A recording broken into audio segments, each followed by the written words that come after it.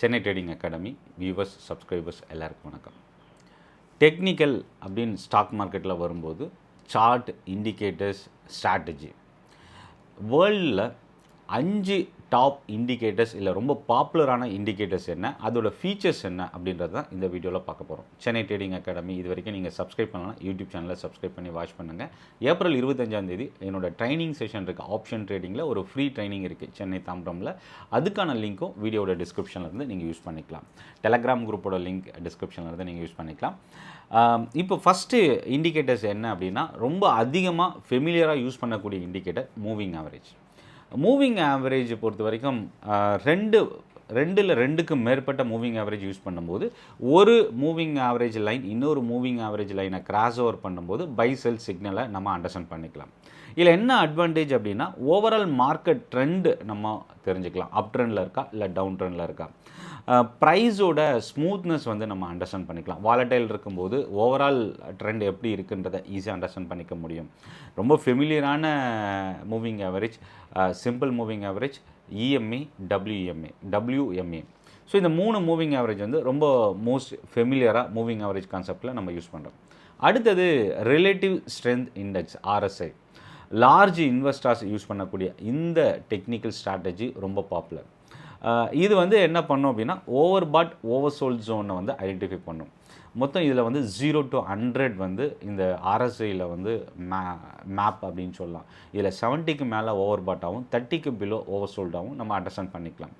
இப்போ இதில் என்னென்னா, இந்த ரேஞ்சை பொறுத்த வரைக்கும் இந்த 70 அபோவ் வந்து மார்க்கெட் வந்து கொஞ்சம் வாலட்டிலிட்டி, அதே மாதிரி 70க்கு மேலேயும் 30க்கு பிலோவும் வாலட்டிலிட்டி அதிகமாக இருக்கும். மொமெண்டமோட ஸ்ட்ரென்த் எப்படி இருக்குது, இல்லை ஒரு ட்ரெண்டோட ஸ்ட்ரென்த் எப்படி இருக்குன்றதை அண்டர்ஸ்டாண்ட் பண்ணிக்கிறதுக்கு இந்த ஆர்எஸ்ஐ வந்து நம்ம யூஸ் பண்ணலாம். Moving average, convergence, divergence, 2 moving average காம்பினேஷனோட நம்ம இந்த ஸ்ட்ராட்டஜியை அண்டர்ஸ்டாண்ட் பண்ணிக்கலாம். இந்த MACD அப்படின்றது எல்லா டெக்னிக்கல் சார்ட்லேயும் அவைலபிள் இருக்குது. இதில் வந்து பார்த்திங்கன்னா bullish cross over, bearish cross over, இந்த 2 விஷயம் பார்க்கலாம். புல்லிஷ் கிராஸ் ஓவரை பொறுத்த வரைக்கும் பை சிக்னலை வந்து நம்ம அண்டர்ஸ்டாண்ட் பண்ணிக்கலாம். பேரிஷ்லேயும் ட்ரெண்டு வீக்காக இருக்கும்போது நம்ம அண்டர்ஸ்டாண்ட் பண்ணிக்கலாம். மொமெண்டம் ப்ளஸ் ட்ரெண்டு, இதை 2த்தையும் சேர்த்து நம்ம அனலைஸ் பண்ணுறதுக்கு இந்த MACDயை நம்ம யூஸ் பண்ணலாம். இதில் 2 மூவிங் ஆவரேஜ் யூஸ் பண்ணுறாங்க. இதில் வந்து பார்த்திங்கன்னா MACD line, signal line. Signal லைனுக்கு மேலே MACD லைன் வந்தால் ட்ரெண்டு புல்லிஷ், சிக்னல் லைனுக்கு பிலோ MACD லைன் வந்தால் ட்ரெண்டு பேரிஷ் அப்படின்றத எடுத்துக்கலாம்.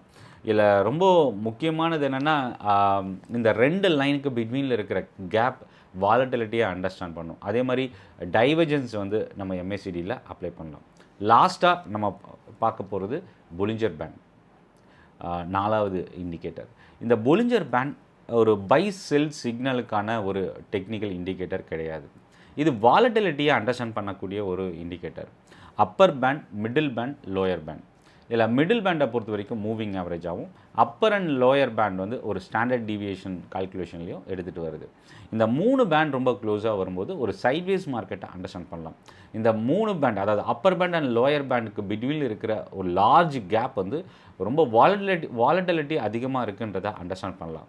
ஸோ அப்போ என்னென்னா, மார்க்கெட் மூவ்மெண்ட், மார்க்கெட் சென்டிமெண்ட் எப்படி இருக்குன்றதை இந்த பொலிஞ்சர் பேண்ட் மூலிமா நம்ம அண்டர்ஸ்டாண்ட் பண்ணிக்கலாம். இதில் என்னென்னா, அப்பர் பேண்ட், மிடில் பேண்டுக்கு மேலே வரும்பொழுது அது ஒரு மூவிங் ஆவரேஜ் அப்படின்றதுனால நம்ம ட்ரெண்டையும் சேர்த்து அனலைஸ் பண்ண முடியும். பட் பொலிஞ்சர் பேண்டை பொறுத்த வரைக்கும் வாலட்டிலிட்டிக்கான ஒரு இண்டிகேட்டரை தான் மேஜராக நம்ம பார்க்க முடியும். அடுத்தது வால்யூம் இண்டிகேட்டர், கடைசியாக நம்ம பார்க்க போகிறது. ஸோ வால்யூம் இண்டிகேட்டர்ஸ் அப்படின்றது என்னென்னா, வால்யூம் ப்ரொஃபைல் மூலயமா பார்க்கலாம். அதே மாதிரி ஆன் பேலன்ஸ் வால்யூம், இந்த மாதிரி ஒரு 2-3 இண்டிகேட்டர்ஸ் வந்து வால்யூமை பேஸ் பண்ண இண்டிகேட்டர்ஸ்னு சொல்லலாம். நார்மலாக இதுக்கு முன்னாடி பார்த்த எல்லா டெக்னிக்கல் இண்டிகேட்டர்ஸும் ப்ரைஸு, ட்ரெண்டோட ஸ்ட்ரென்த், வாலட்டிலிட்டி இதை அண்டர்ஸ்டாண்ட் பண்ணிக்கிட்டோம். பட் ஒரு ட்ரெண்டில் எந்த அளவுக்கு வால்யூம் ட்ரேட் ஆகிருக்கு, அதிகமான வால்யூமோட ஒரு பிரேக் அவுட் ஆகிருக்கா, இல்லை வால்யூம் சிக்னல் ஜென்ரேட் ஆகி ரொம்ப குறைவான வால்யூம் ட்ரேட் ஆகிருக்கா, இதை அண்டர்ஸ்டாண்ட் பண்ணிக்கக்கூடிய ஒரு ஸ்ட்ராட்டஜி தான் இந்த வால்யூம் இண்டிகேட்டர்ஸ். இந்த 5 டெக்னிக்கல் இண்டிகேட்டர்ஸை பற்றி இன்னும் டீட்டெயிலாக நீங்கள் தெரிஞ்சுக்கணும் அப்படின்னா என்னோடய வாட்ஸ்அப் நம்பர் டிஸ்கிரிப்ஷனில் இருக்குது. கிளிக் பண்ணி நீங்கள் எனக்கு மெசேஜ் பண்ணலாம். 25 ஏப்ரல் ஈவினிங் 4 மணிக்கு, சனிக்கிழமை ஈவினிங் 4 மணிக்கு ஆப்ஷன் ட்ரேடிங்கான ட்ரைனிங் செஷன் இருக்குது. அதுக்கான லிங்க் டிஸ்கிரிப்ஷன்லேருந்து நீங்கள் யூஸ் பண்ணிக்கலாம். என்னோடய டெலகிராம் குரூப்போட லிங்க்கும் டிஸ்கிரிப்ஷன்லேருந்து நீங்கள் கிளிக் பண்ணி ஜாயின் பண்ணிக்கங்க. நன்றி, வணக்கம்.